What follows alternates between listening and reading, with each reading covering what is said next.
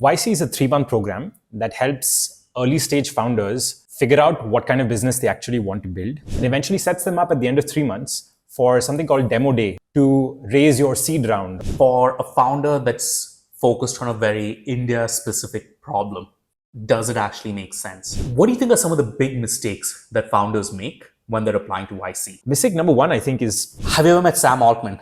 And if you have, what was that like?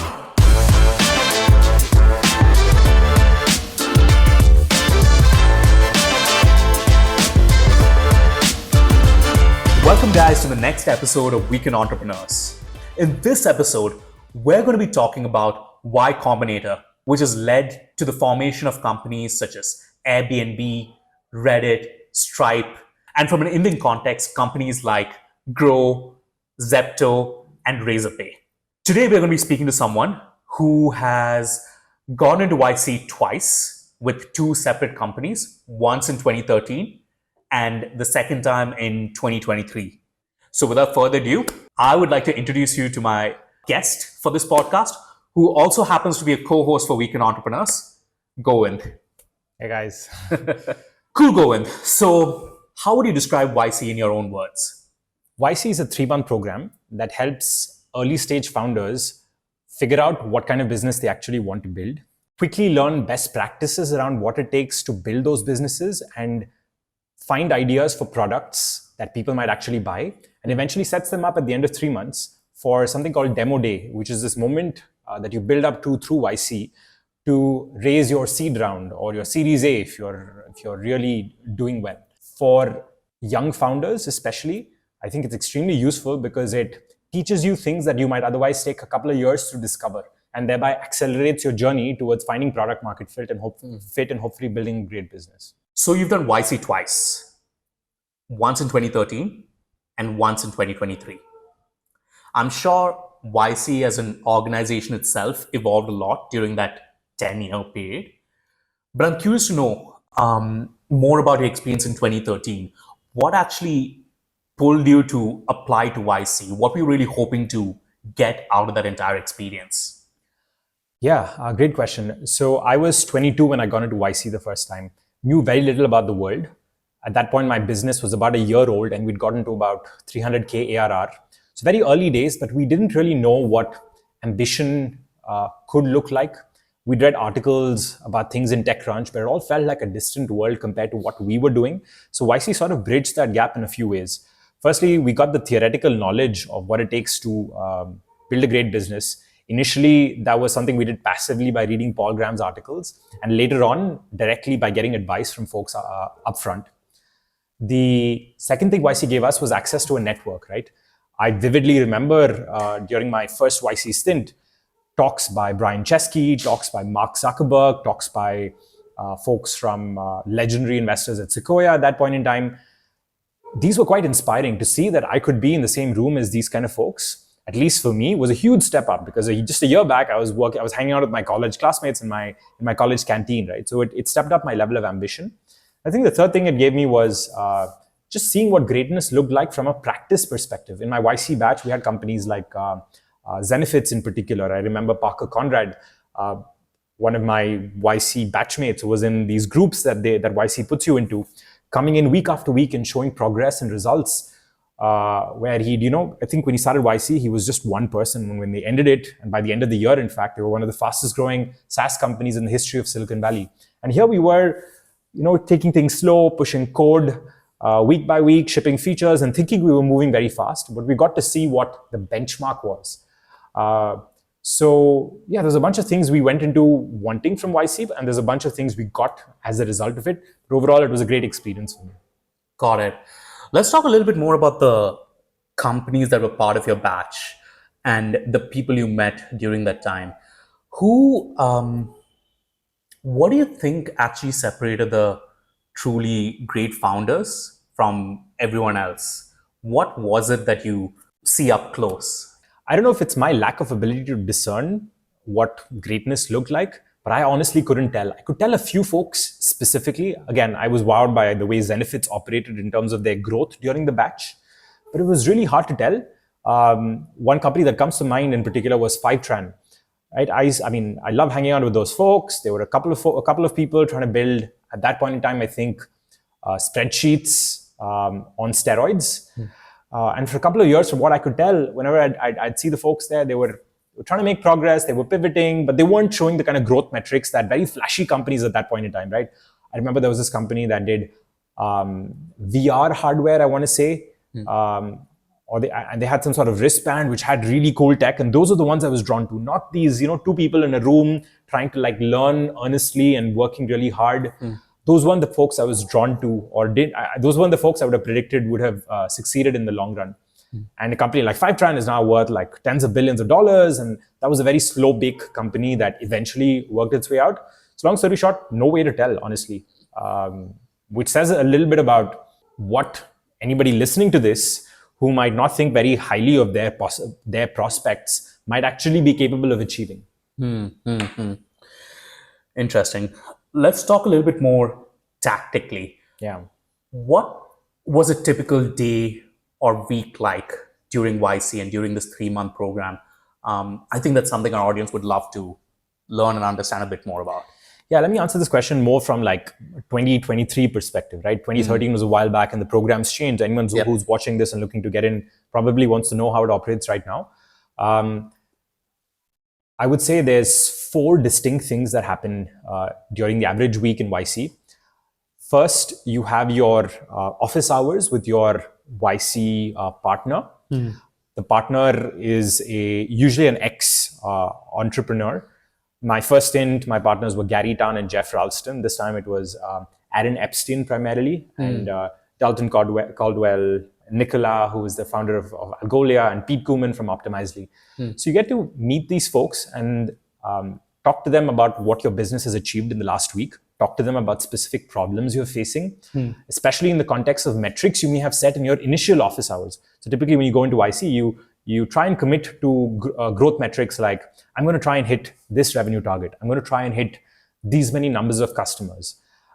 And you talk to them in the context of these growth targets and try and understand why you overachieved those targets or underachieved those targets. And those half-an-hour sessions tend to be very useful because they have a lot of objective perspective that they can provide through their own experience and by virtue of having seen thousands of startups themselves where they can do that pattern recognition. So those office hours with YC partners is one half of it. The second part, which is super underrated and which technically anybody can do even without getting into YC, is that they put you into groups with other early stage startups that are also going through YC, right? And you sit around almost like an Alcoholics Anonymous group, right? And you, in literally a circle, and you each talk about how your week went, oftentimes through, probed or initiated by specific questions of the YC partners who are at the head of the circle asking you questions about.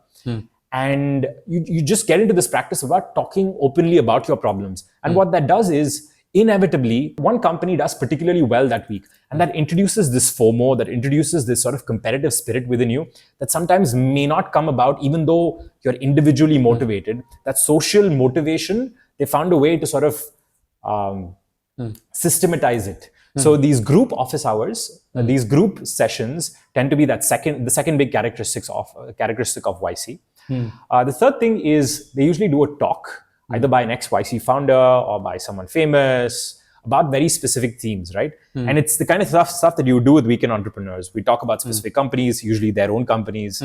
We talk about specific challenges like hiring or fundraising, and the themes change over time depending on the week in YC. So that tends to be the third thing which we spend a lot of time, which is quite inspiring, especially when you see successful people up on stage who talk about having been in your shoes 2 years ago, 5 years ago, 10 years ago. So it shows you what is actually achievable. And I think the fourth bit is kind of offline.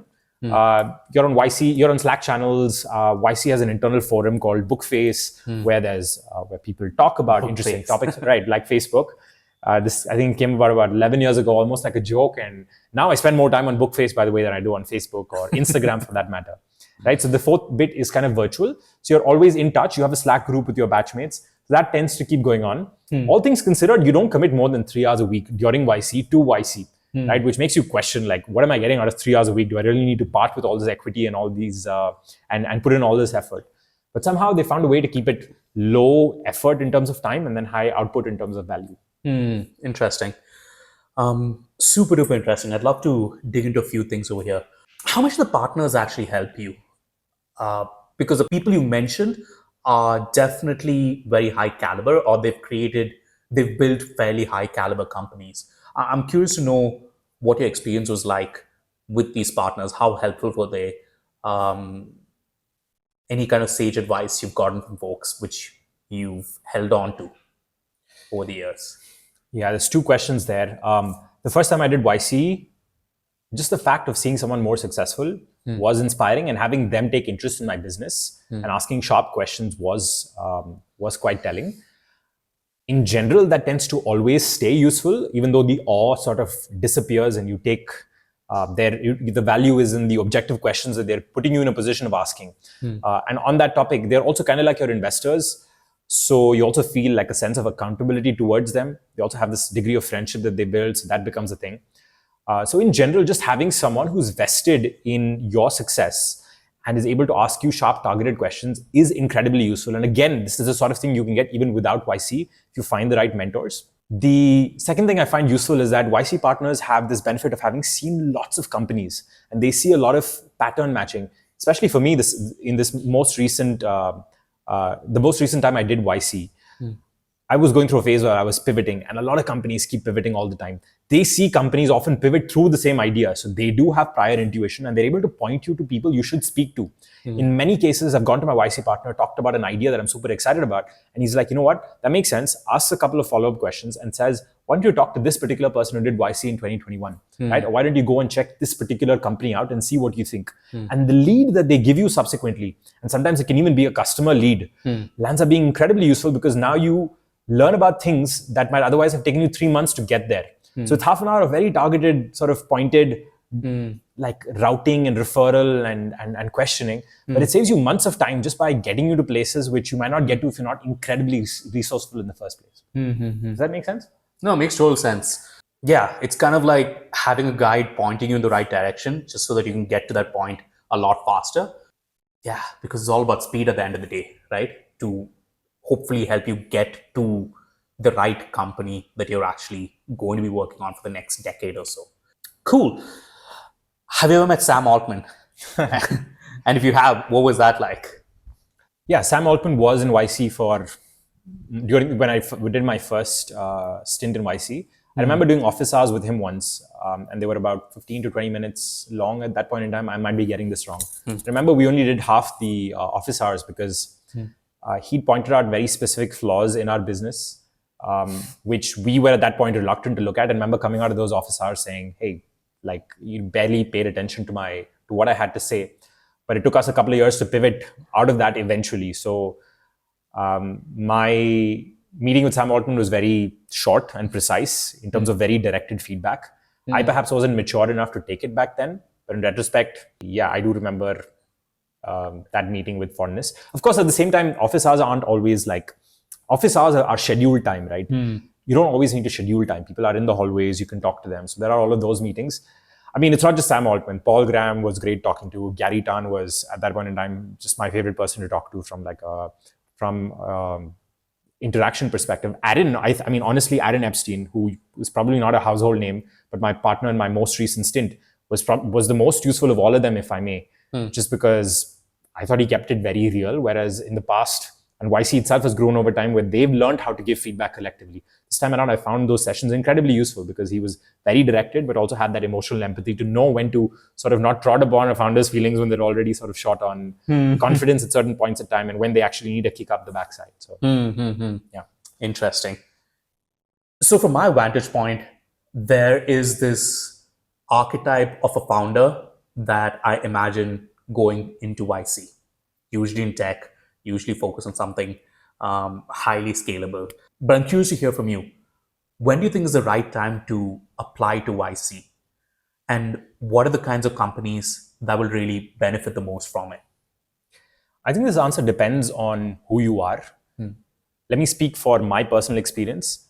I spent a lot of time in my most recent YC batch pivoting through ideas. So the primary value I got out of the program was just advice on what ideas work, don't work, people pointing me to other folks I should talk to learn things quickly.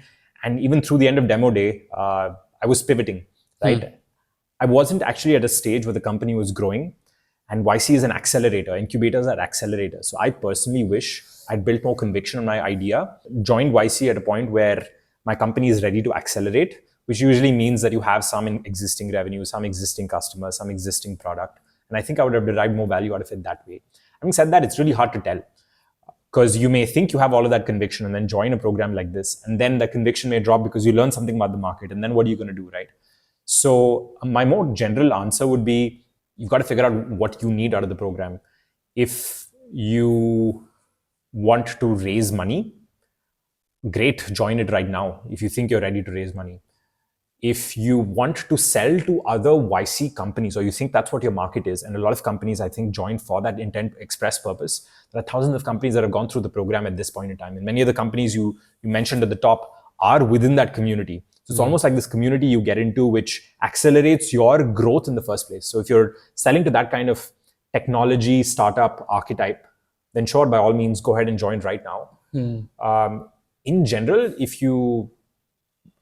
I wouldn't deliberate too much on this problem. If you think you need help, go ahead and join it. If you think you don't need help, just don't do it. It's as simple as that. But let me actually dig into that a little bit more. YC is an accelerator based out of Silicon Valley. For a founder that's focused on a very India-specific problem, does it actually make sense? Is there value that they can actually end up offering to founders like that as well? Let's say someone who's working in the healthcare space and like scaling up something in that world, and his or her target market is India. I'm going to speculate because I've not been in that position, but I'd break it down in a few ways. Firstly, I imagine that founder base in India wants to get onto the VC train, which you kind of do when you start getting into these programs. So they want to do that. A lot of it doesn't matter where your investors are from. So in terms of access to Silicon Valley investors, I think YC still lands up being incredibly useful. So on that front, I would say yes. In terms of the logistics of the program, I think YC itself recommends that you be where your customers are. So if you're going to be in India to grow your business, it doesn't make sense to sit out of San Francisco and sell, I don't know, grocery to folks in India, right? You want to be where your customers are. So I think logistically, it might be really painful. So if you're doing, I think on that front, I'd sort of be mild neutral. Though there are companies like Zepto and so on that have come through it. So you've got to ask them, we've got to ask them, we will maybe in future episodes ask them what they got out of it. And then in terms of the knowledge that you get through the program, right? There's some knowledge that is company independent, how to hire, how to fundraise, how to grow. I think all of those things are completely on the ball. In terms of the very domain specific knowledge, yes, I mean, all the partners in YC are US centric. They all live in the US. So I do think that it's harder to empathize with problems of people halfway across the world when you yourself aren't that consumer. You yourself haven't built that kind of business. So I think there, again, you may not get that much value. But having said that, they've now, this might have been a problem 5 years ago when they didn't have successes from these parts of the world. Now they do. There are specific partners who've seen that journey, and YC is invested in follow-on rounds with all of these companies. So they do have that domain knowledge now, especially if that specific partner was also a partner for these kinds of companies. And again, they're really good at this in terms of matching you up with partners who have that prior experience. Most healthcare founders go in a certain direction, right? Most Asia-centric founders go work with a different kind of partner. So again, all things considered, I think the value is diluted if you're applying to a market like this. But if you need it, it's still useful. So I wouldn't think too much about this question. I'd look at more, what do I need to make my business succeed at this point in time? Yeah, the reason why I asked this question is it is based out of Silicon Valley. What happens to your business in India if you're sitting out of Silicon Valley for 3 months, right? That's just something that I'm curious about, but I'm guessing we need to probably find some of these other founders and actually interview them. I mean, you do lose some of the things, like being in a room with someone while they're doing those group office hours and literally seeing the person next to you smashing targets out of the park that you've sort of been plateauing on. That's really helpful. Now, doing this on Zoom, I imagine, is really painful. I know if people make the trip back and forth. One of the companies in my most recent batch was building for the Middle East market, and they did travel a lot of the time, which is super doable for 12 weeks. So again, there's ways to make those problems go away. Yeah, I think the more interesting question is what do you want out of the program? Yeah, no, makes sense. Let's shift gears, right? What made you apply again in 2023? Because you've already been through YC. You're a YC alum. You're part of Bookface and all the internal YC forums. And even in terms of fundraising and so on, I feel pretty confident that, and we know that as well, where you had a bunch of term sheets even before you got into YC. What made you still apply to YC? What made you go to the program? Could you walk us through your thought process there? Yeah, so two reasons why I did this. One was at that point in time, my business was about 5 months old. We were a bunch of folks sitting around a table getting super excited about ideas amongst ourselves and trying to build things out. But I was quite aware that it was also a bubble and we needed sort of a kick up our backside, especially during the whole AI boom. It felt like there was enough to read on Twitter. There was enough to read on Hacker News, which would keep us constantly excited. But it was really hard to know what was happening at the ground level, what was happening in San Francisco. And it was hard to know when we were stuck in our thoughts versus when we were making actual progress. So I found that I felt like I needed that sort of clarifying force, which would give us that, again, kick up the backside to force us to sort of sprint ahead. So it was, I would say 80% of the reason we did it was the psychological aspect, which you would think is crazy, right? Why would you give up 7% of your equity and if not more for a psychological boost? But I did think that the calculus I had in my head is that my time is more important than my equity. So from that perspective, I wanted to accelerate that sort of discovery process. And I did feel like YC would give me that 12 months compressed into 3 months, which I do feel in retrospect I got. The second thing is that my company was again based in this part of the world, and my customers were hopefully going to be enterprise B2B American companies. So I physically had to go there, and I wanted to have an anchor with which to sort of plan my US trip. And I wanted to see how better I could re-exploit the network. I'd last started in 2013. In 2023, I'd also lost touch with the program a little bit, partly through my fault. So I got to sort of rediscover the people, the systems, the norms, the processes, and all of that stuff. So I think that US centricity was a draw for me. So that's the other reason I did it. Cool. Awesome. Let me throw out a third reason, actually. The third reason was that most of my term sheets were with Indian investors, since you referenced this. Indian VCs, and I think Indian VCs are super smart. But somewhere I felt like everyone in this AI boom was trying to figure out what the hell's going on with AI. And I don't think anybody knew, and I think now people are formulating their opinions. Somehow in my heart of hearts, I felt like going west and getting to some of those investors might be helpful, which in retrospect was false, because I do think investors everywhere were equally clueless or equally knowledgeable about the norms. So that was like a false hypothesis with which I went through. I do feel like some of the terms were more generous and the investors were a little bit more mature in terms of understanding the risk reward and not doing things like demanding board seats and, discussing valuations and so on. But for the most part, I think on the investor front, I thought it was a factor. There was like a 10% difference in terms of true value gained. Got it. Awesome. Thanks for going for walking us through your entire experience with YC both times around. Let's again talk about something a little bit more tactical. Let's talk to the founders who want to apply to Y Combinator. Yeah. You've obviously helped a bunch of founders over the last 10 years. What do you think are some of the big mistakes that founders make when they're applying to YC? By virtue of having been a YC founder for YC alum, at least for a decade plus, I have a lot of folks reaching out to me on LinkedIn from time to time saying, hey, can you take a look at your YC application, right?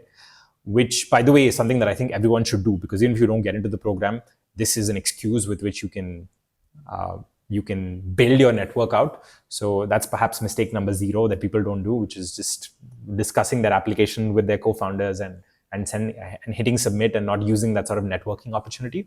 But since I see that, I've built a standard email that I forward to people. If I may just start reading out like standard mistakes that I see people make, right?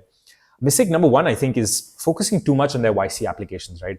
It's a great brand, but it's not necessary for your business to succeed. The risk that people end up making is spending a ton of time on your application itself at risk of pausing your progress with your business, which is not even what the YC founders want you to do, right? This is a bit like what you do in high school and college. You can either learn the subject matter and get good at the underlying subject matter, or you can study past your tests and get really good at your actual, you can mug things up, you can try and get good at test taking. If you land up going to the YC application having gotten good at writing YC applications, that's not as useful, especially if you get rejected. And then what are you going to go do with that skill? The second reason not to prepare so much is that the interview does not have a standard rubric, right? Most test taking has a standard pattern. They're evaluating you against a template. Here, there is no template because most of these businesses are one of a kind. So if you go in trying to prepare a standard set of answers, you can't preempt what kind of questions you're going to get in response. And 10 minutes, even though it feels like a short amount of time, is ample time to get into territory that you may not have otherwise rehearsed. So this rehearsing almost doesn't matter except for the exercise of actually thinking through all the aspects of your business so that you're ready to answer questions that you may get in the first place. So again, the moral of the story for me is don't over prepare, but think about all the questions that come in. And perhaps the other thing I'd add in here is these interviewers have seen thousands of applications, so they can often tell, even I can tell at this point, a well-crafted story apart from someone who's genuinely thought through their business, right? Because people who've crafted their stories really well start to sort of get a little uncomfortable when you go off the edges, and at that point you can really tell that this thing is not super real. So all things considered, I'd say mistake number one, don't overthink your application itself. Build a good business. Learn to express different aspects of that business quite clearly. And then you will eventually get there with your application, because at the end of the day, you're just trying to prove to them that you have an interesting business and an interesting brain on yourself to be able to build out that business. What about the other mistakes? I think mistake number two is being too strategic. I feel like enough founders, especially the ones that I've encountered, have done a lot of top-down analysis, a lot of like high-level market measurement, have read VC blog posts, consultant blog posts, have tried to analyze almost like a public market investor flaws in Amazon, Google, and Microsoft, and so on and so forth. And in the process, they miss the tactical aspect of what is that specific product you're going to put in a specific person's hands and ask them to give you their money in exchange for this, right? And that actual tactical process is what folks are looking for, because the goal with early stage startups is anyway to make a small group of people really, really happy. So the top-down analysis is almost an afterthought. If you've thought through the tactical specifics, you are able to answer 90% of the questions and are able to have a more interesting conversation. I think the specific story of how you're going to sell a product is a more powerful story than any genius strategy you may have about how your business is going to be really great in the long run, because all the macro factors and all the competitive environment is going to align to making you successful. Got it. What else? I think mistake number three is almost like an extension of the previous question here, is answering the how much money can you make question with a top-down analysis. Let me give you an example. In our previous podcast, we talked about CareStack and looked at the dental services market and said, the dental services market is worth $140 billion. 10% of that could be worth $10 billion. There's a different way to approaching that problem, which is we could have answered the question as that at 10,000 dental practices that make $1 million a year, we will charge these customers $650 a month, and here's the amount of money that we could make. The reason why I think the top-down is not as interesting as the bottom-up is that the top-down proves that you've read an interesting report or you've done a good job Googling it, and of late, you probably run the right query on Perplexity. The bottom-up analysis forces you to think through the mechanics of your business, right? Helps you think through helps in a quantifiable fashion, express your pricing strategy, your customer definition, your actual go-to-market strategy, because now you've talked about who the specific customer is and how you may actually go ahead and reach them. So I think not doing a good bottom-up analysis is a flaw, especially because having read YC applications, which alums used to do in the past, I used to find the walls of text overwhelming, right? People have these huge stories on what they're going to build and who they are and all the great things they've done. My eyes would typically get drawn to the few numbers in the sheet, right? And those numbers, if they are also a story as opposed to reality, then I would get quite put off. So that's the other reason why I personally think not doing a good bottom-up analysis can be a mistake. Though, of course, this is generic. It doesn't apply to all businesses because different businesses have different approaches. But I'd take this as a general rule of thumb. Got it. Makes sense. Anything else comes to mind for you in terms of mistakes you've seen some founders make or mistakes you've seen in applications that you reviewed? Yeah. I think the last mistake is not doing enough to show tangible results. There's one easy way to double, triple your chances of getting into YC even. Pick a metric that defines your business. This could be revenue. This could be the number of users. This could be any quantifiable measure of what you choose to have as, of how you choose to judge the progress of your business. And then increase it. If you have no customers, find a customer. If you have no revenue, make that first dollar. The reason this is important is that most applicants you're up against are pre-product, are pre-revenue, right? And a lot of those folks get in. Now, compared to them, if you made even $1 of revenue, you're already a class apart. And think of it from an interviewer's perspective, right? I may see a lot of applications that look very similar. Would I pick if all else being equal, would I pick the person who has no revenue, or would I pick the person who's actually gone through the process of selling something? And when they've done that, I have a few data points. Number one, I know this person can sell.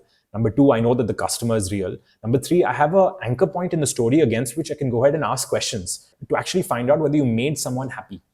So this goes back to my first mistake, which is if you're spending all this time prepping a YC application, maybe do a little less of that and do a little bit more of actually growing your business. And then those metrics might actually improve your chances of getting into YC, even if your questions aren't perfectly formulated and there are grammatical mistakes and your answers are a bit too long and so on and so forth.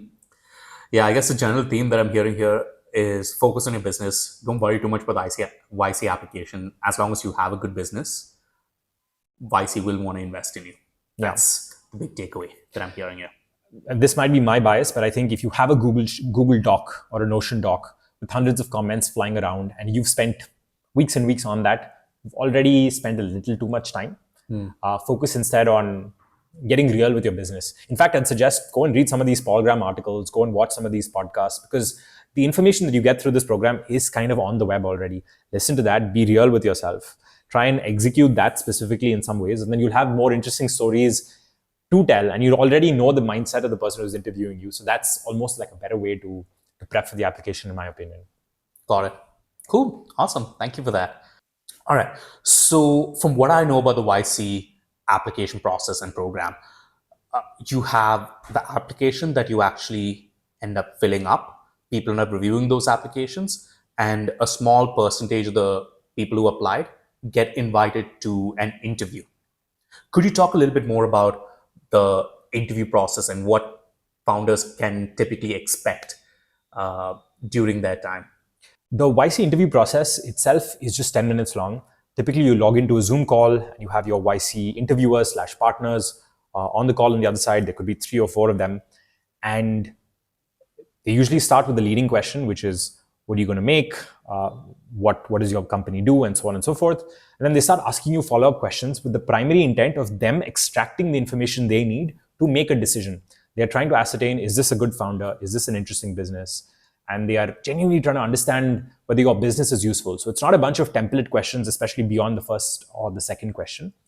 It can feel quite intense, especially because 10 minutes is a short period of time.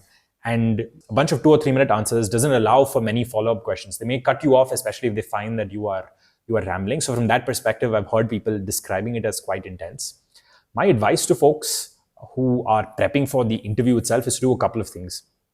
First, try and practice with a YC alum, and there are many out there at this point in time. Feel free to reach out to me as well.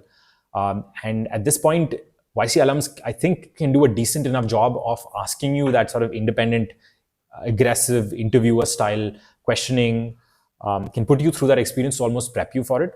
The second thing I usually advise folks, and this is advice not just for YC interviews, but all kinds of interviews where you're trying to talk about yourself and the work you've done, is go in prepared with the 3 points that you want to get across, right? Do you want to talk to them about a critical milestone your business has hit? Do you want to talk to them about some interesting product discovery you've had? Do you want to talk to them about an interesting customer?